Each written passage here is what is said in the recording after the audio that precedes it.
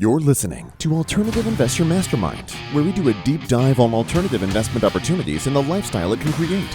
Join Jack Krupey as he presents actionable tips and tricks in doing passive real estate away from mainstream strategies. Go beyond the usual fix and flips and try less explored yet rewarding investing ventures, from multifamily properties, mobile homes to cryptocurrencies. Do not miss this opportunity to escape traditional assets and finally create wealth without Wall Street. Now your host, Jack. No discussions in the podcast are meant as an offer to sell or a solicitation for an offer to buy any security. All investments should be done after careful review and consideration of the investment documents and disclosures. Contents discussed in the podcast are not meant to be construed as an investment, tax, or legal advice. Individuals should always consult his or her own professional advisors before any investment decision. All right. One of the things we haven't really talked about publicly is the risk of government regulation. Yeah, I mean, government regulation is a whole lot more than people tend to look at with, not being able to buy land in different parts of the world, government taking your land. It's much more than that. Government regulation comes down to one seemingly minor policy changing your entire real estate investment. We talked about with short-term rentals quite a bit. Yeah, I mean, I have a friend who had an arrest warrant out for her in Santa Monica, California, just for operating an Airbnb. It's wild. Yeah, I mean, Santa Monica is one, along with, I know New York, Boston, Austin have put in quite a few regulations on short-term rentals. And the one thing that I would say is that, of course, that can go in and change your property investment in an instant. But at the same time, those are, of course, core markets. Things like that happen, like we saw in Palm Springs. All of a sudden, you outlaw short-term rentals. If you don't have a remote job, you can't really live in Palm Springs anymore. You're not going to commute to Los Angeles, San Diego, anywhere even nearby. So the question is, what do you do with this piece of property now? We've seen home values in Palm Springs plummet as a result.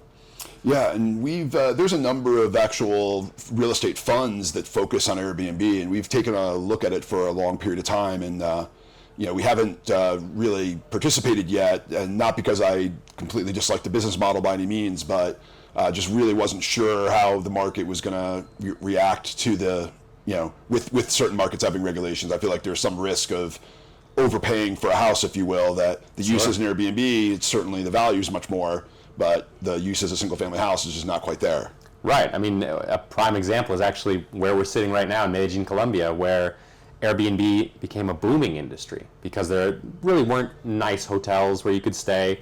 People were looking for something better, looking for kitchens, things like that, more comfort, more space. And what they put in place here was a law that in these apartment buildings, where they're all individually owned apartments, you have to have the HOA agree that 75% of the owners are okay with short-term rentals.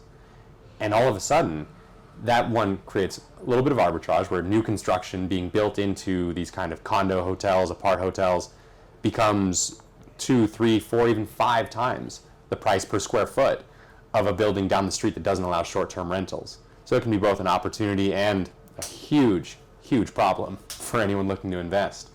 And that's because the hotel lobby was strong here. They decided that this was going to be something that they were going to fight and fight hard. And that can be the case across the world.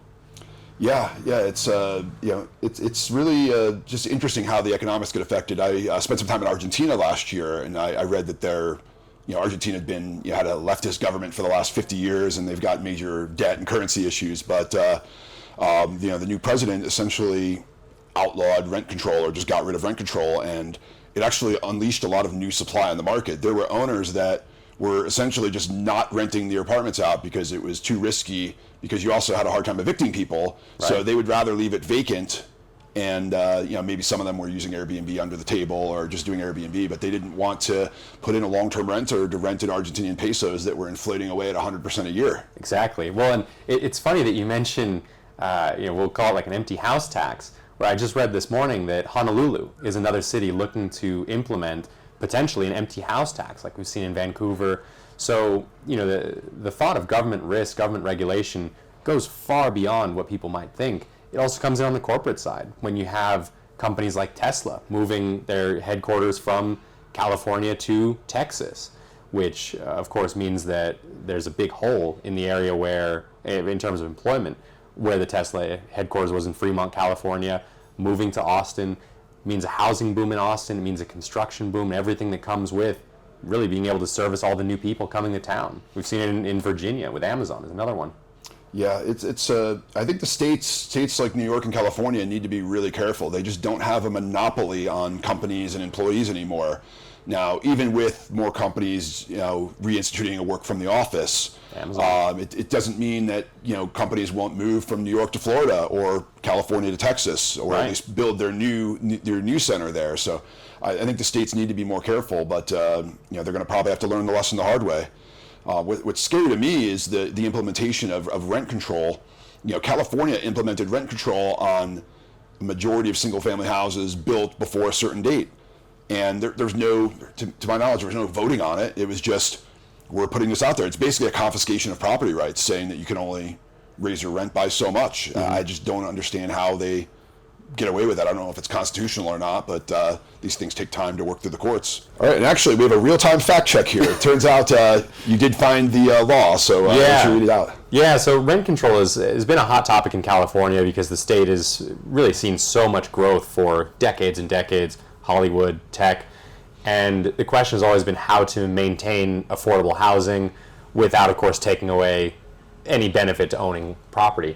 So 2019, California passed Bill 1482, also called Tenant Protection Act 2019, that just went into effect. So what this does is this limits annual rent increases to 5% plus inflation, or 10% of the total rent, depending on whichever is lower. So that's the real-time fact check we went through here that was voted on in the state of California. Man, that stuff is just scary to me. And this is someone who probably, leaned a bit to the left when I was younger. And, over time, I've seen too many government abuses. I saw the CFPB when I was in the mortgage business go after, a company where I knew the CEO personally. It was not this giant billion-dollar company, and they were trying to ruin a company for a minor infractions that didn't really negatively impact any of the borrowers. It was the way they collected the escrow, the way they calculated like the $25 a month for like the escrow, and they're trying to fine them millions of dollars. So I've just seen this government overreach, but the scary thing is the people are voting it in. Yeah, I think a lot of it just comes down to really being able to see both sides of the conversation. Because at the end of the day, we also have to look at California as being a prime example of not having enough housing. And that's the other side of the government risk, is if they're not allowing new construction, new builds, if everything has to be retrofitted, it becomes very expensive, of course, for the owner of the property to put this in. But also when it comes to things like rent control, we're looking at it as there's rent control because rents are high because you can't build anything. And at the end of the day, just putting rent control in place hasn't solved the problem anywhere in the world. If you look at, even the government coming in New York saying no Airbnb because they thought that prices were going up, like we talked about, because people are buying Airbnbs, renting out for, hundreds or $1,000s a night instead of $3,000, $4,000 a month. All of a sudden, property prices in New York are still sky high. They're at all-time highs right now. And hotel prices are sky high because they've curbed the Airbnbs, but now, not to get too political, but now there's entire hotels rented out to the immigrants, the illegal immigrants across the border, and they're getting free hotel rooms, and now there's a shortage of hotel rooms for actual tourists. So that's the thing. The question is always, what can government do to benefit tenants, property investors, but also what have they really not thought through, because they're not really on either side of the equation. They're neither these tenants in workforce housing situations that are really what are being affected highly, but at the same time, they're also not the property owners. So the question is, how can you bring both sides to the table? Yeah, it's scary. And you have, I guess more people are renters or, poorer people that don't own property. It's easy for the poor people to vote to take away the rights from the rich people because it doesn't hurt them. But they say the road to hell is paved with good intentions. A lot of these laws that are put out, they don't think through all the consequences, and it actually has, does more damage than good in many cases. Well, and just going back to Palm Springs has always been a tourist center for a weekend getaway from Los Angeles, from San Diego, from wherever it is. And Airbnb did have the issue of making housing less affordable to an extent, but now that there is no Airbnb, there are also far less jobs. Restaurants are struggling. Gas stations are seeing fewer visitors. You have less people who are having daily work going through and cleaning houses. And so the question becomes, all the people who were priced out of the housing market, because of potentially Airbnb, if that's the reason they're looking for. Now they're priced out because they don't have enough work. There's not enough foot traffic coming in. If it's salons, if it's strip malls, all these businesses in the area now have significantly less revenue coming in, which also, again, makes property unaffordable. Yeah, it's great. I've had this dialogue a lot, just living in Puerto Rico and taking advantage of some of the tax benefits. There's a lot of people that were against the tax incentives because it drove up property prices. Now, granted, property prices went up everywhere as well, not just in Condado where a lot of people do live in Puerto Rico. But I think a lot of people have lost sight of what you just mentioned. Of I don't have a ton of employees in Puerto Rico, but I spend a lot of money at restaurants, groceries. I bought a car. I pay my accountants. The world is not just get a salaried job and how many jobs are created. There's a lot of freelance jobs now. Right. And that's really, I don't know that that's fully captured in all the statistics. Right. No, and the idea that every single local government should be looking into is how can I grow this city, this town, this island for, of course, the people who voted for me, who want to see growth, and how can I do it without losing what Puerto Rico is, the culture, the beauty of the island. How can you, keep that healthy balance? Like one thing that I actually messaged you about earlier is in the show Yellowstone. It's the Yellowstone, Dr. Rance. Listen. A quote that really stuck out to me here, which was basically the governor of Montana in the show saying, they elected me for growth. They want a better life, the people of Montana. But at the same time, how do I implement this kind of growth without taking away everything that makes the place special? And that's a question that, again, every government is fighting over, but that's also the question they need to ask, is how can we maintain growth without taking away the reason people want to live here in the first place? Yeah. And, I shit on California a lot, but I'll actually say something positive. What they've done with my home state. Yeah. I think what they've done with the ADUs, the accessory dwelling units, that's actually a good regulation. That's actually allowing in an area in many areas. The problem with housing growth is there's the NIMBY, the not in my backyard. Nobody wants an apartment building built down the street from their house because there's more traffic, or now we need to build another school. But allowing someone to convert a garage, or to, if there's enough land, to build a small separate unit on their property, I mean, that to me is good. That's letting capitalism work. Yeah. If you have the space, you can build it and you can monetize it. So yeah, no, I mean, a huge example that I think of regularly is Atherton, California, one of the wealthiest zip codes in the country, where you have the most prominent venture capitalists in the world. Steph Curry lives there, and these are all people who are saying, yeah, there's not enough housing, regulations are too difficult in California, and they all signed a bill saying you can't build multifamily in Atherton, California. They want the affordable housing in East Palo Alto, in Daly City, and other parts of San Francisco. But yeah, you're right. The not in my backyard is a huge, huge issue in place, again, in California. And the states, I would say, that are really capitalizing on really leaning into building, states like Texas, where, we've seen Dallas, of course, expand rapidly. Even, a few decades back in Florida, when it, really starting with the airport in Miami, you look at all the growth that has come around the area. The question has been, we have this land, we can build, we should build, but what not every location has been able to do is have job growth that actually sustains the housing and leads to the kind of absorption that we're seeing that, you sent me from Jay Parsons earlier today. The kind of absorption that we're seeing in some of these markets is unmatched. People have to go where the jobs are at the end of the day. And that should go into everyone's real estate investing strategy is, of course, can you build, but also, is there a reason to build? Are there people coming here for sustainable reasons that aren't just a nice remote work getaway? Yeah, and I think this is, this is a trend that's going to continue. This is not a COVID. This is not just a short-term thing. You have the average baby boomer is now 65 and retiring. So you have the silver wave. You have the state of Texas is actively recruiting companies from California. There's a sales team essentially that's networking and with New York. Yeah, yeah. This is happening. It's systemic. There's between the regulations, just the cost of living, the cost of building a plant, building an office, maybe the regulation even involved in like building something. There's a reason Tesla's moving to Texas. Right. So the states don't have a monopoly on talent. They don't have a monopoly on companies anymore. David Tepper, when he moved from New Jersey to Florida, New Jersey had a budget deficit.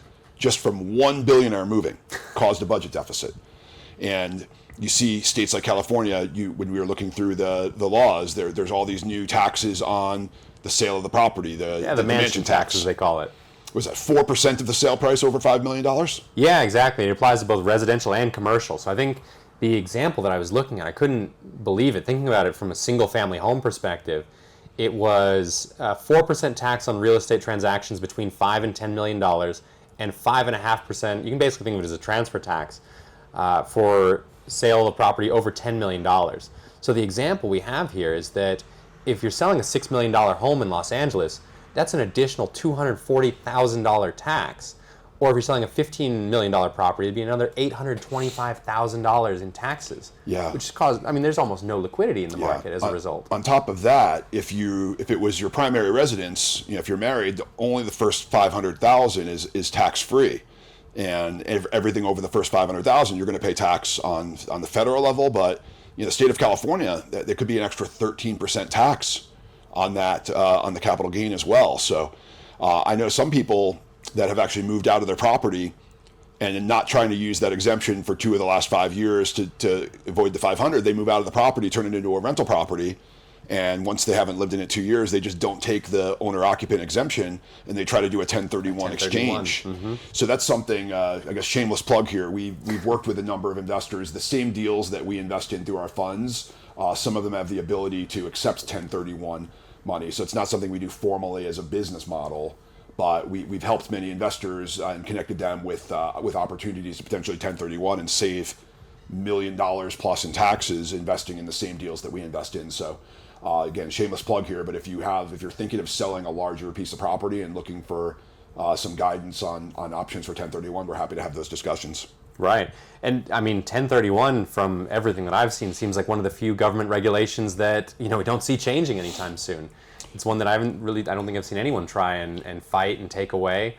That's one of the few that seems safe. It comes up there. I mean, every election cycle, they talk about taking away the carried interest exemption. They mention 1031. They just mention raising capital gains rates to the ordinary levels. But yeah, those are things I just think are mostly posturing. But you just never know. It just seemed like, the left is moving further to the left. Right is moving farther to the right. Yeah, so you just never know. I have hope that there's still enough rich Democrats that stuff doesn't really get through. It's just posturing. But one of the things that's timely now is there was a talk. I think one of Kamala's policies was to give a $25,000 first-time home buyer credit. Yeah. And the thing is, that go back to unintended consequences. What happens when every seller knows that most buyers have an extra $25,000? Price just went up $25,000. Exactly. So these things are, I just don't think it's going to work. I think you just need the free market to somewhat take its course. The Fed obviously intervened on interest rates and inflation, and that had its own consequences. I don't know that they thought they were going to make a number of banks fail. Yeah, I mean, at the end of the day, the Fed is going through and doing what they think is best, but there's always going to be someone who is not benefiting as a result, right? The rate hikes, we've seen huge distress in a number of properties in multifamily, again, in areas across the country. It's not defined by one geography, where if your debt service goes from $300 a month per apartment up to $1,000, all of a sudden that becomes unsustainable. And the question is, at what cost? What is the supposed benefit? Well, inflation somewhat controlled in a lot of ways. That's really the goal at the end of the day. The question is it working? And right now, we're not going to know until we see maybe another rate cut or 2 or 3.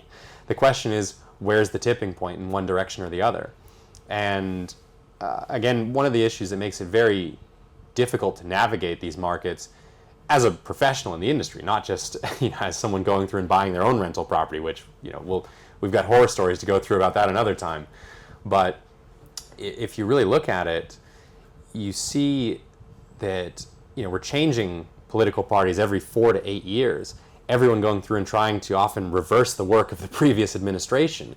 And the question becomes, how much time do you really have to go through, invest, and benefit on your investment in a property before, again, there could be another policy change reversing whatever you just went through, taking away a tax benefit. In Puerto Rico, we saw it, where Puerto Rico is the manufacturing hub for pharmaceuticals for the United States. 80% of all pharmaceuticals at one point were produced in Puerto Rico. They took away the tax benefit, And there we go. With the monopoly that you mentioned, places don't have.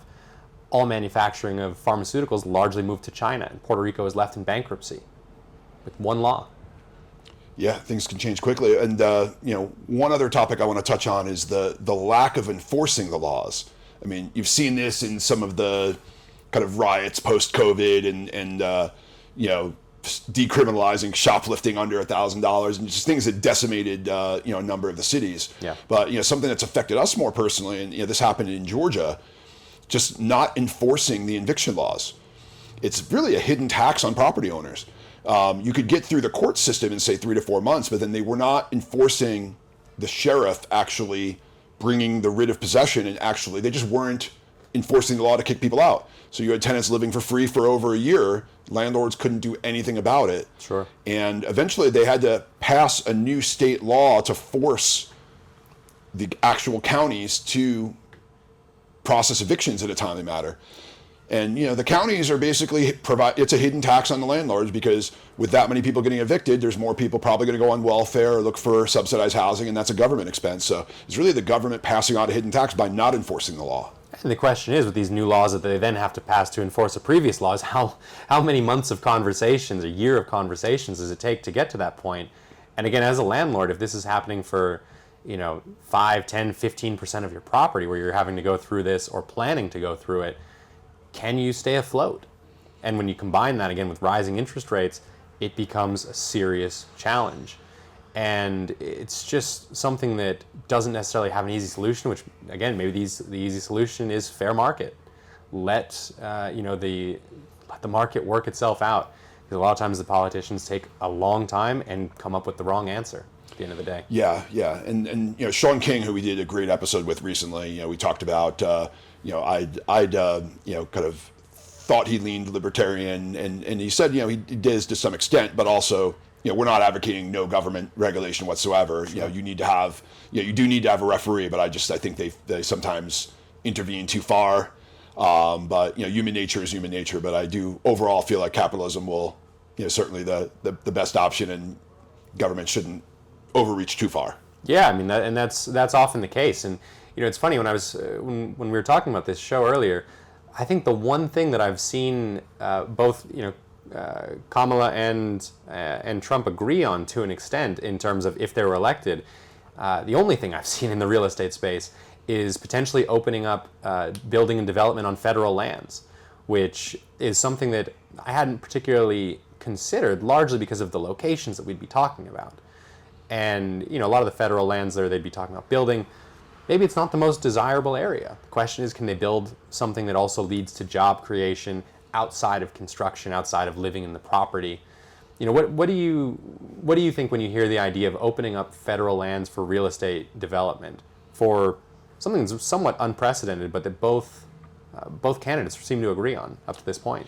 Yeah, I mean, I think there's certainly room for it. I'd have to, it has to be the right location where you could really just build a new city. I mean, it's something, China's done. The emerging economies have certainly done that, where there's just farmland that turns into a new, a new city. So yeah, if it's located right and you have the proper planning, and you can, do something that supports, a few 100,000 to maybe 500,000 or 1 million people eventually, and you can just have a planned community. There's room for it, and especially if it's done right. Yeah. And there's something to be said for that too, because you see when you go into like in New York or Boston and you're trying to just navigate the highways and the traffic, just being able to build something new in 2024. Sure. With the technology, with just planning it properly, with roads, with public transportation, could be something there. Sure. And I mean, I like that you said that emerging markets have done this. I've had the opportunity to review projects like that in Panama, in Colombia, and other countries. And, most people don't know that Brasilia is the capital of Brazil, as an example. That was a city completely built to be the capital of Brazil not very long ago. I mean, we're talking less than 100 years ago, 50, 60 years ago, roughly. It was built to be the capital, to then also bring economic prosperity to other untapped regions of the country. Another one that's happening right now is Indonesia is moving their capital because of climate risk. They think that the capital city could be underwater in the next 100 years. So they're planning for that. So yeah, I think there's a lot of possibility. And then you can also really use some of the urban planning experts in the nation to build out what an ideal city could look like. Because no city is without its fault. Traffic of course, in Houston, Los Angeles, but then also just cities being built in really inefficient ways. Yeah, it's going to be interesting to see. In the U.S., we have a lot more open land than many other countries. Our population density is we have some room. I guess maybe Australia is the same, although the outback is probably not as buildable. It's very uninhabitable. That's the main difference. Throughout the U.S. there are huge areas of federal land where people could live there, right? Something could be built. The question is always what? And the question that I have for everyone looking at building on federal lands is, what are the jobs that are going to be there at the end of the day? And that's why, again, states like New York, California, Florida have thrived, is because they also have the jobs to back up whatever building they've done. And that's also why California is so inexpensive. It's so expensive, largely because there are still a lot of jobs. You look at OpenAI and the entire, artificial intelligence boom that's happening right now. What is building out these, of course, with the in-office policy now that we're talking about, how does that lead to housing and then opening up second offices? OpenAI opening in New York now. Everything around should increase in value as a result. Yeah, and I just question at some point, is AI going to take away too many jobs? And I'm going to use a quote about one of my old colleagues. Just mentioned buggy whips when the Model T came out. There's like, well, what's going to happen? And the company that makes buggy whips is now going to go out of business. But every prior cycle, there's always been more jobs created from technology. Mm-hmm. The question is, this is happening so fast that people are going to need to be retrained a lot faster. And sure. It's for the first time, it's taking away the white collar jobs, potentially computer programming jobs, which is in very high demand right now. But now, OpenAI can code almost as good as a six-figure programmer or do 90% of the work. So the question is, how does that get navigated? And is it at some point gonna create more unemployment? Right. Well, and the big question that has been coming up with AI especially has been, like you said, the white collar jobs, the lawyers and the accountants, people say are going to be the first ones to go, computer programmers later. And the question is, what do those jobs turn into? Right now, there are also so many professionals and college graduates in the U.S. that you could make more money as a plumber, right? I mean, my mom recently had to fix a hose in the shower. Didn't know how to do it. Didn't know that it was a $9 part that needed to be replaced, and you could unscrew it yourself. She paid a plumber $300 to come and do the whole thing in 45 minutes. And you're seeing almost an overflow of white collar jobs in a lot of ways that are being paid less than the trades. Yeah, there's. We'll see if we could pull this meme up and show it, but there was a meme of like, Chad spent $250,000 to get a 4-year degree in like art history. Oh yeah. John went to trade school and makes $150,000 a year as an electrician. Right. John is turning off Chad's electric because he didn't pay his bill. And it's really common. And so the question becomes, with AI, with advancements in technology, do the trades continue to make more money? Do more people enter the trades instead of going into these typical white collar professions? And what does that mean for job growth in different areas? Could that mean that there are more plumbers who are moving to these other areas where you have less white collar jobs because the white collar jobs are paying less? Somehow the median wage in the U.S. is still around $72,000. Which, if you're, I have friends who commute to San Francisco who have, an hour plus train ride from the last stop in the East Bay area to San Francisco to work a state job for the city of San Francisco making $50,000. Yeah. That's not going to cut it. Same in New York. People have to be in the far edge of Brooklyn or Queens because you can't afford to live in Manhattan. If you're a waiter in Manhattan, you're, unless you're at, Le Cirque or one of the highest end places, you're probably maybe you're making 70, maybe you're not, but you can't afford to live in New York as a waiter, as a fireman, as police officer, unless you had that rent controlled apartment from the 60s or something in the family. It's just not an option. Yeah, no, that's a huge piece of it. And when we look at just to move it to real estate development there, when we look at it from an investment perspective, with AI changing the professional landscape, the job landscape.